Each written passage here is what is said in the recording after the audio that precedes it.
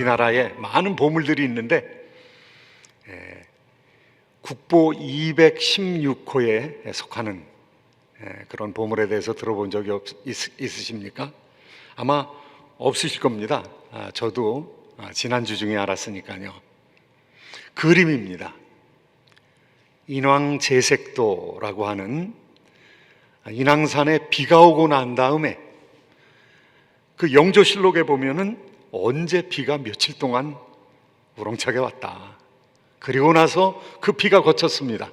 너무 비가 많이 왔다가 그쳤기 때문에 승정원 일기에 그 기록을 남겨놓았습니다. 그리고 나서 어떤 사람이 그림을 그렸습니다. 그런데 그게 국보 216호로 정해졌습니다. 누구의 그림이겠습니까? 겸재정선이라는 사람의 그림입니다. 자기 친구의 집이 보이고 그리고 그 위로 인왕산이 보입니다. 원래 인왕산이 저렇게 까만색이 아니거든요. 그런데 자기 친구가 병들었습니다. 그래서 친구로 하여금 더 힘을 내게끔 하기 위해서 아주 우렁차고 힘있는 인왕산을 하얀색 화강암으로 된 산인데 검은색으로 이렇게 힘있게 그렸습니다. 그리고 그 그림을 친구에게 보여줬습니다. 빨리 일어나라고. 그래서 당신은 시를 짓고 나는 그림을 그리고 그거 서로 바꾸자고. 그런데 저 그림을 본 지 나흘 만에 친구는 죽고 말았습니다. 이 정선, 이 겸재의 그림은 회화의 역사에 있어서 획을 긋는 그림입니다. 왜 그런가 하면요, 이 동양화는 중국으로부터 시작이 됐죠. 그래서 중국 사람들을 많이 생각하고 또 중국 풍경을 생각하면서 한국 사람들이 그림을 그렸습니다. 그런데 겸재정선에 와서는요, 이 그림의 형태가 바뀌었습니다. 뭐 신선 그림을 그리고 뭐 상상력으로 그림을 그리고 가보지 못한 중국 그림을 그렸는데 이제는 우리나라 그림을 그려야 되겠다는 것이죠. 그렇게 우리나라 사람들의 자의식이 생기게 된 것이 18세기에 이르러서 영조, 정조 시대에 들어와서 우리나라 사람들의 자의식이 생겼습니다. 그래서 한국화를 그리기 시작했습니다. 동양화인데 한국적인 그림을 그리기 시작했습니다. 한국적인 것이 가장 세계적일 수 있는 것이죠. 가장 민족적인 것이 가장 세계적일 수 있는 것이죠. 그래서 가장 유명한 그림이 인왕 제색도고요. 그 다음에 금강전도, 금강산을 그렸습니다. 그리고 압구정과 한강을 그렸습니다. 자기 주변에 있는 그림을 그렸기 때문에 그 그림의 양식을 진경산수화라고 얘기했습니다. 진짜 그림을 보고 진짜 있는 정물을 보고 그리는 것입니다. 그러나 그거 사진 찍는 것 같이 똑같이 그리는 것이 아니라 작가의 상상력을 발휘해서, 사실 친구 집이 저기 보이겠습니까? 그런데 자기의 상상력을 발휘해서, 인왕산에 무슨 폭포가 그렇게 많이 있겠습니까? 저는 폭포 한 번도 본 적이 없어요. 인왕산에 힘있는 폭포 물줄기를 그려놓은 것이죠. 자기 친구를 위해서 상상력을 발휘해서 독창적인 화법의 경지를 마련한 것이죠. 진경산수화라는 한국적인 그림이 그려지기 시작했습니다. 그것이 18세기입니다. 가장 민족적인 것이, 가장 독창적인 것이, 세계적인 것이 될 수가 있습니다. 예수님 유대인입니다. 예수님 유대인의 왕이십니다. 그런데 어떻게 예수님이 창시했던 기독교가 세계적인 종교가 될 수 있었을까요? 지금도 유대교는 유대인들의 종교로 남아 있습니다. 우리가 주데오 크리스티애니티 할 때 이 구약 성경을 가지고 있는 유대인들 아직도 신약 성경을 받아들이고 있지 않습니다. 그런데 예수님은 구약에 정통하신 분이죠. 왜 그렇습니까? 예수님께서 물론 배우셨지만 예수님께서 계시의 정신으로 구약 성경을 짓도록 하신 분이시거든요. 그런데 그분께서 해석을 하셨거든요. 그분께서 구약을 해석하셨거든요. 구약을 형성시키는데 성령으로 충만하게 역사하셨던 그분께서 구약을 해석하셨거든요. 그런데 그 구약 해석을 사람들이 안 받아들이는 것이죠. 구약의 해석을 제시했지만은 그것을 무슨 폭력이라든가 그것을 강압적으로 이거 따라야 된다고 주장하시질 않으신 것이죠. 왕이셨지만은 너희들이 마땅히 그렇게 된다고 십자군 운동을 하시지 않으신 것이죠. 그들의 자율적인 의사 선택에 맡겨두신 것이죠. 신앙을 갖는다는 것은 강압적으로 신앙을 갖는 것이 아니라 자신의 선택에 의해서 신앙을 갖도록 예수님께서 자유로운 선택에, 의지적인 선택에 우리를 맡기시고 그리고 기도하신 것이죠. 예수 그리스도를 히브리서에서는 믿음의 주요 온전케 하시는 이신 예수를 바라보자 그랬는데, 믿음의 주, 여기서 롤드라는 말을 쓰지 아니했습니다. 믿음의 주 하면은 원조라는 뜻입니다. 원조. 믿음의 원조요. 믿음을 온전케 하시는 인. 이 온전케 하는 이는 perfectioner라는 뜻입니다. perfecter. 그렇게 표현하는 게 좋겠네요. 완성하시는 분이는 믿음의 원조이시며 완성자이신 예수 그리스도를 묵상하라, 기억하라, 이렇게 말씀하고 있는 것이죠. 예수님의 모습은 어떤 모습이셨을까요? 왕이신 예수님, 세계적인 기독교의 창시자가 되셨던 독창적이신 하나님, 유대에 깊이 뿌리 박았으나 그러나 유대 사회에만 머물러 있지 아니하고 기독교를 세계화시키셨던 예수 그리스도, 그분은 어떤 분이셨을까요? 저는 예수님이 여유가 많았던, 동양화처럼 여백이 많았던 분이라고 생각을 합니다. 끼어들어가서 좀 비비고 예수님과 같이 즐거워하고 놀고 잔치하고 이야기하고 토론하고 여지가 있으신 분이었던 거죠. 여백이 있으셨던 분인 것이죠. 동양화의 핵심은 여백입니다. 그 여백은 많은 것을 우리에게 제공해주고 있습니다. empty space. 비어있는 공간 같지만 사실 비어있질 않습니다. 그것이 원근 감각을 나타내게 합니다. 비어있는 것 같지만 서양화는 가득 채우죠. 그래서 더 이상 집어넣을 것이 없습니다. 그런데 동양화는 많은 여백 가운데 우리가 끼어들어갈 수 있는, 우리 상상의 나래를 펼 수 있는 공간이 있는, 스페이스가 있는 거죠. 엠프티 스페이스가 있는 것이죠. 예수님이 학교에 머물러서 사람들을 가르쳤다면 강의실에 얼마나 사람을 많이 모을 수 있었겠습니까? 그런데 돈 내고 월사금 내고 학자금 내고 들어오는 사람만 배웠겠죠. 그런데 예수님 여백이 있으신 분이셨거든요. 그래서 바닷가로 나가시기도 하고 산 위로 올라가시기도 하고 계곡으로 산마루로 다니시기도 하고 벳세다 들녘으로 나가시기도 하고 여러 곳에서 사람들과 만났던 것이죠. 사람들을 배제하지 아니하셨던 것이죠. 사람들을 받아들였던 것이죠. 사람들에게 여백을 주었던 것이죠. 오늘 본문의 말씀이 그렇습니다. 예수님께서 다시 바다로 나가시더라. 다시 바다로 나가셨다는 것이 그 이전에도 나가셨다는 것이죠.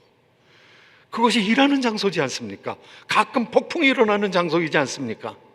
그런데 그것으로 나가셨다는 것이죠. 밭으로 나가신 것이죠. 산상수훈을 위해서 산으로 올라가신 것이죠.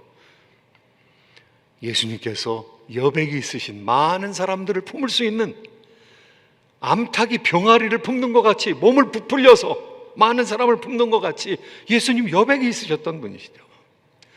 요즘에 우리가 여백이 생겼어요. 교회당이 얼마나 넓은지 모릅니다. 사람이 안 모이니까 교회당이 훨씬 넓어 보입니다. 여백이 생겼어요. 우리 삶에 여백이 생겼어요. 이 옛날처럼 비즈니스를 열심히 할 수 없는 상황이 되었습니다. 목회자들에게도 신방을 가고 싶은데 신방을 갈 수 없는 상황이 되었습니다. 여백이 생긴 것이죠. 그런데 이 여백은 어떻게 사용되어야 되느냐? 예수님께서는 많은 여백을 만드시고 사람들을 그 여백 가운데로 불러오신 것이죠.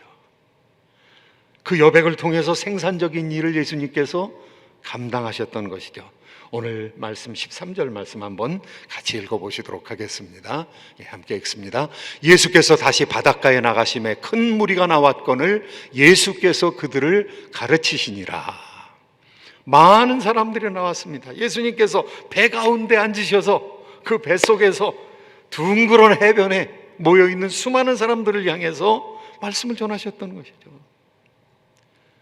교실 10개를 다 뜯어서 하나로 만든 것 같은 그런 환경 속에서 수많은 사람들이 돈 없어도, 학자금 없어도, 예수님하고 좀 덜 친해도 나와서 말씀을 배우면서 기뻐할 수 있고 즐거워할 수 있었던 것이죠. 뿐만이 아니라 예수님께서 그 큰 무리를 가르치시는데 어떤 때에는 길가로 들어가게 됩니다. 그래서 가버나움 세관에 앉아있는 레위에게로 나가시는 것이죠.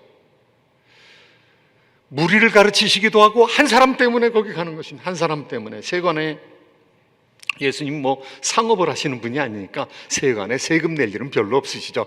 그런데 거기 있는 한 사람 때문에 갔습니다. 한 사람, 레위, 알페오의 아들 레위. 14절 말씀 한번 같이 읽어보시도록 하겠습니다. 함께 14절 말씀 읽습니다. 또 지나가시다가 알페오의 아들 레위가 세관에 앉아있는 것을 보시고 그에게 이르시되 나를 따르라 하시니 일어나 따르니라. 레위는 세리잖아요. 그런데 세리를 향해서 열려 있으셨던 것이죠. 그 한 사람을 위해서 무리를 가르치셨던 예수님께서 레위 한 사람을 위해서 찾아가셨던 것. 세관은 어떤 곳입니까? 증오의 장소죠. 친일파들이 잔뜩 모여있는 곳이죠. 친로마파 사람들이 잔뜩 모여있는 것이죠. 그런데 예수님 레위를 싫어하시지 않으셨죠. 예수님이 무슨 정치운동을 하는 분이셨으면 레위를 절대로 받아들이려고 하지 않았을 것입니다. 그러나 예수님 하늘나라 운동을 하시는 분이시기 때문에, 무슨 예수님이 진보파나 보수파에 속해 있는 분이 아니셨기 때문에 초월해서 사람들을 받을 수 있었죠. 정파를 초월해서 하나님 자녀들을 받을 수가 있었죠. 저항을 꿈꾸는 사람들, 시몬이라고 하는 열심당원도 받으시고 베드로와 같은 투쟁적인 사람도 받으시고 레위와 같이 그냥 다른 사람들이 그야말로 미워하는 친로마파 사람도 예수님 받으신 것입니다. 그래서 하늘나라를, 예수님의 나라를 꾸리려고 하셨던 것이죠. 그래서 그 증오의 장소에 가시는 것이죠. 그래서 레위를 불렀습니다. 제자로 부르니까 레위가 자기가 있는 모든 것, 자기가 하던 모든 일을 버리고 예수님을 따랐다고 기록하고 있습니다. 세관도 전도의 장소, 제자를 부르는 장소가 되었고요. 해변도 예수님 여유가 있었던 것이죠. empty space, 여백이 있었던 것입니다. 그래서 비빌 언덕이 될 수가 있었던 것이죠. 그런데 그 예수님 오늘도, 지금 이 시대에도 우리를 향한 비빌 언덕이 되시기에 충분하신 분이십니다. 예수 그리스도는 어제나 오리니라 영원토록 변함없으시기 때문에 그렇습니다. 예수님은 어디로 오시느냐? 교회로 오시는 것뿐만 아니라 성도들이 지금 예배드리고 있는 가정으로 찾아가시는 분이십니다. 식탁으로 찾아가시는 분이십니다. 우리 한숨의 현장이 될 수도 있는 비즈니스 현장으로 찾아가시는 분이시죠. 폭풍의 현장으로 찾아가시는 분이시죠. 사활을 건 투쟁을 하는 의료원으로, 양로병원으로 찾아가시는 분이시죠. 병원으로 찾아가시는 분이시죠. 그리고 그곳에서 함께 하시는 예수님인 것이죠. 예수님의 여백, 비빌 수 있는 우리 언덕이 되시는 예수님. 예수님은 엠티 스페이스를 가지고 계셨습니다. 사랑하는 성도 여러분, 우리에게 엠티 스페이스가 있습니까? 우리에게 여백이 있습니까? 다른 사람이 들어올 수 있는 열린 공간이 있습니까?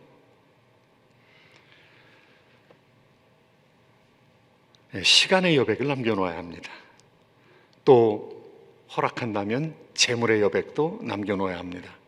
그렇게 시간과 공간을 만들어 두신 이유는 무엇입니까? empty space, 여백이 있은 것은 그 여백을 통해서 사람들을 껴안으려고 그랬던 것이죠. embracing space, 그 여백은 사람들을 껴안기 위한, 그 사람들을 환영해 모시기 위한 그와 같은 공간을 예수님께서 가지고 계셨던 것입니다.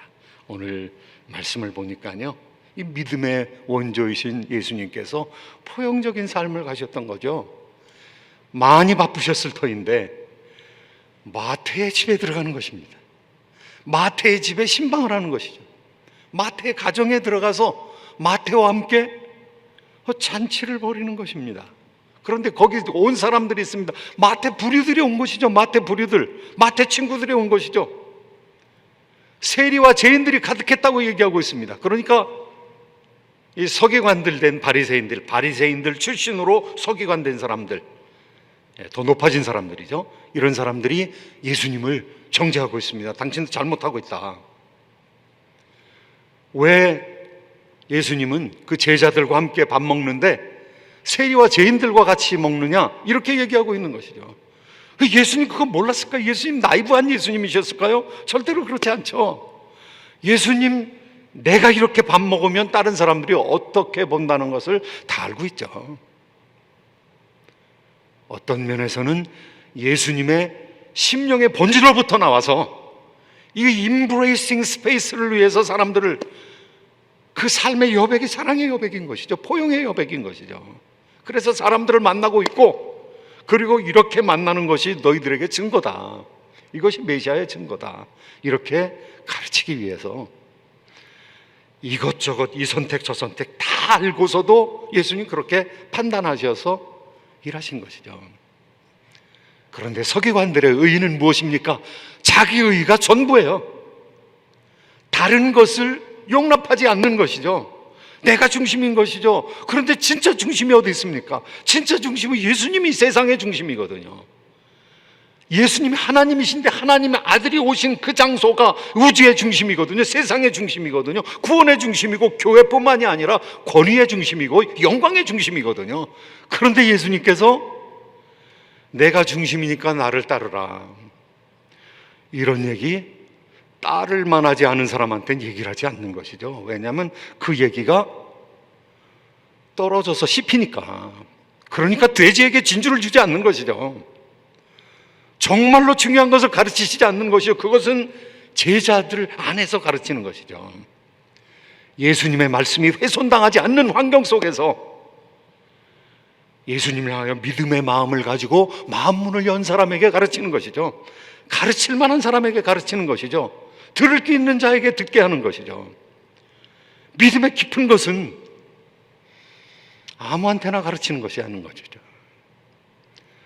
믿음의 기본에 대해서 모든 사람이 알고 오기를 원하지만 그 입문을 넘어서 더 깊이 들어갈 때는 예수님께서 가려서 얘기하시는 것이죠. 특별히 십자가의 진리는 예수님의 사역의 종말 부분에 가서, 왜냐하면 그 십자가의 진리를 처음부터 가르치면은 도저히 소화가 안 되니까, 그러니까 여백으로 남겨두신 것이죠. 그림을 다 그리시지 않으신 것이죠. 그리고 소화될 때마다 조금씩 조금씩 그림을 그려나가시는 예수님이신 거죠. 포용적인 예수님. 그런데 바리새인은 자기의가 너무 중했기 때문에, 자기와 다른 것은 다 틀린 거라고 생각했기 때문에, 심지어는 그 바리새인의 핵심이 되는 사울은 사람을 죽일 때까지 자기께 옳다고 생각한 것이죠. 다른 사람을 죽이면서까지 자기가 옳다고 생각을 한 것이죠. 지금 이 미국에서도요, 대통령 선거가 가까이 오면서 많은 변론들이 일어나게 될 것입니다. 무기를 갖느냐 마느냐. 공화당은 무기를 가져야 된다고 생각하는 사람들이죠. 텍사스에 있는 사람들은 무기를 다 갖는 것이죠. 이 나라가 잘못되면, 독재자가 나오면 그 독재자로부터 자기를 지켜야 되기 때문에 무기를 가져야 된다는 것이, 옛날에 사냥하기 위해서 무기를 가졌지만은, 인디언하고 싸우기 위해서 무기를 가졌지만, 자기 방어를 위해서 무기를 가져야 된다, 무법자로부터 자기를 지켜야 된다고 생각을 했던 것이죠. 그게 공화당 전통이죠. 그런데 민주당은 무기 뺏어야 된다는 거죠. 국가가 관리해야 된다는 것이죠. 또 사용을 하느냐 마느냐, 뭐 이런 문제가 또 정가에서는 많이 논의되는, 토의되는 이야기가 될 것입니다. 그 다음에 낙태를 해야 되느냐 말아야 되느냐. 뭐 우리 기독교인들은 낙태를 해서는 안 된다라는 입장이겠죠, 대부분이. 그런데 이제 그 입장을 주장하는 것도 이제 정도껏 해야죠. 낙태를 시술하고 있는 의사를 종종 죽이는 사람들이 있어요. 낙태 반대하는 사람이 의사를 죽여요. 그러면 이 낙태가 생명 지키자는 것인데, 그 생명 지키기 위해서 의사를 죽이는 것은 생명을 끊는 거잖아요. 낙태 반대 운동하는 사람이 가장 힘들어하는 것이 사람 죽이면서 하는 사람이 가장 힘든 거죠. 죄는 누구에게나 다 있죠. 낙태 반대 운동하다가 그만둔 한 여인의 이야기가 있습니다. 자기 딸이 강간으로 임신당했어요. 그런데 낙태 반대하는 어머니가, 낙태 운동 열심히 하는 어머니가 그 아이를 살리지 않고 자기 딸아이의 태중에 있는 아이를 유산시켰습니다. 낙태시켰습니다. 그리고 나서 더 이상 낙태 반대 운동을 못하는 것이죠. 그러면 낙태 반대 운동할 때 그 이야기를, 그 생각을 하지 않고 했을까요? 나한테는 그런 상황이 오지 않는다고 생각을 했던 것이죠.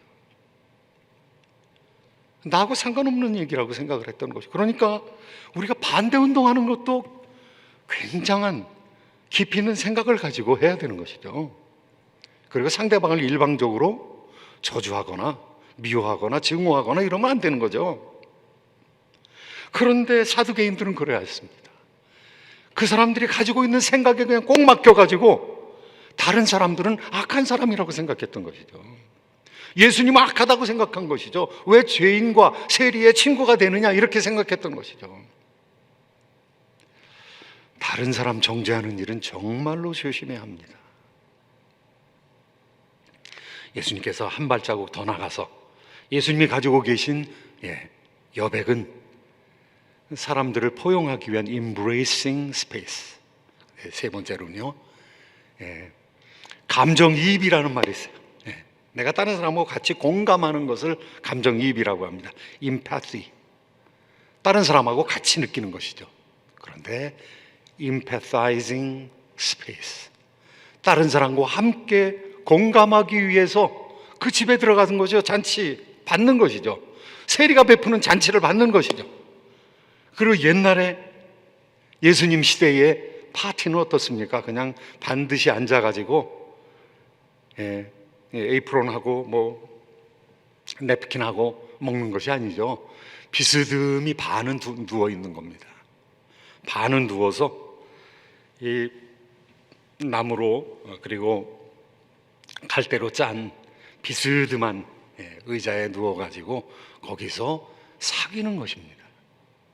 거기서 교제 나누는 것입니다. 그런데 예수님께서 그런 의자에 앉아가지고 그렇게 식사를 하셨다는 것은 지금 세리와 사귀고 있다는 것이죠. 세리와 교제 나누고 있다는 것이죠. 기대어서 마음을 주고받고 있다는 것이죠. 그들을 이해한다는 것이죠. 그리고 그들 가운데서 그 사람들의 이 바닥으로부터, 예수님 어떤 분이십니까? 자기를 비워 종의 형체를 가지신 분이시거든요. 우리와 같이 낮아지게 되신 분이시거든요. 낮아지지 않았으면 만나지 못할 사람들이 부지기수거든요. 예수님이 인도의 불암한 계급이 아닙니다. 예수님은 이 미국의 하이클래스가 아닙니다. 예수님 노동자셨어요. 예수님 목수셨습니다. 아마 공생의 사역 전까지 가정을 위해서 예수님 일하시는 노동자였던 것이죠. 그런데 그 예수님이 지금 그 당시에 제재받고 있는 사람들, 증오의 대상이 되는 사람들과 교제를 나누고 있는 것입니다. 예수님의 영혼은 놀라운 영혼이죠. 예수님이 그렇게 하셨기 때문에 우리를 만나주신 것이죠. 이 말세지 말에 이 대한민국 사람들을 만나주신 것이죠.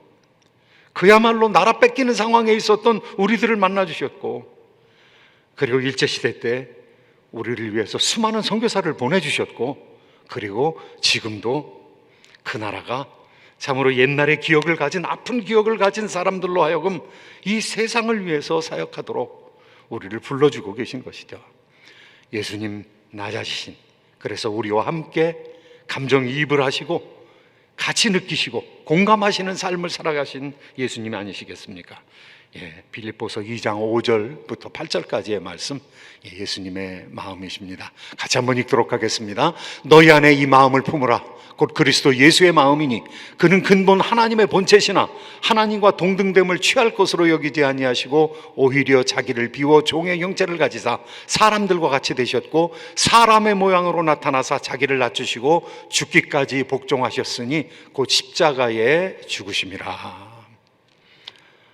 예수님께서 세리와 죄인들을 위해서 변호하십니다. 그것은 자신에 대한 변호이기도 합니다. 내가 의사로 왔는데 의사가 환자를 위해서 오지 않느냐?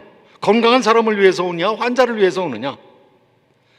내가 의인이 아니라 죄인을 부르기 위해서 왔다, 이렇게 말씀하십니다. 참 놀라운 하나님의 말씀이죠. 놀라운 예수님의 말씀이죠. 자신이 영혼의 의사시라는 것이죠. 그리고 환자인 죄인을 위해서 오셨다는 것입니다. 자기의 자리를 가장 낮추셔서 세리와 같은 자리로 낮아지신 것이죠. 오늘 마지막 말씀 2장 17절 말씀 한번 같이 읽으시도록 하겠습니다. 예수께서 들으시고 그들에게 이르시되 건강한 자에게는 의사가 쓸데없고 병든 자에게라 쓸데있느니라. 나는 의인을 부르러 온 것이 아니요 죄인을 부르러 왔노라 하시니라. 아멘. 덕분에 우리가 만날 수 있었습니다. 덕분에 우리가 예수님을 알 수가 있었습니다.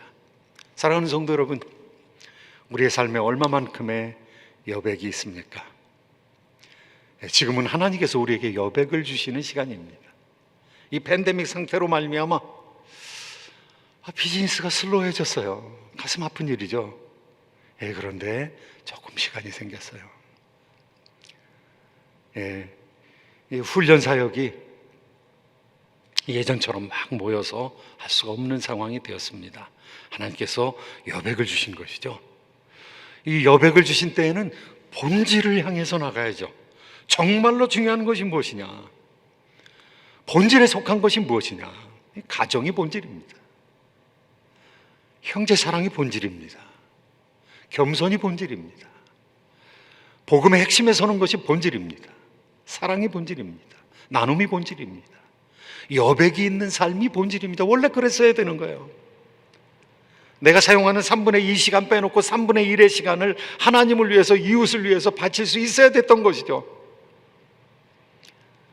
교회나 또 개인이나 여유로 충만해서 이 다른 사람을 향해서 열려진 그런 여백으로, 또 사랑을 위한, 공감을 위한, 이해를 위한 여백으로 남아있어서 참으로 많은 사람을 품게 되는 놀라운 교회와 놀라운 개인이 되기를 예수님의 이름으로 축원드립니다.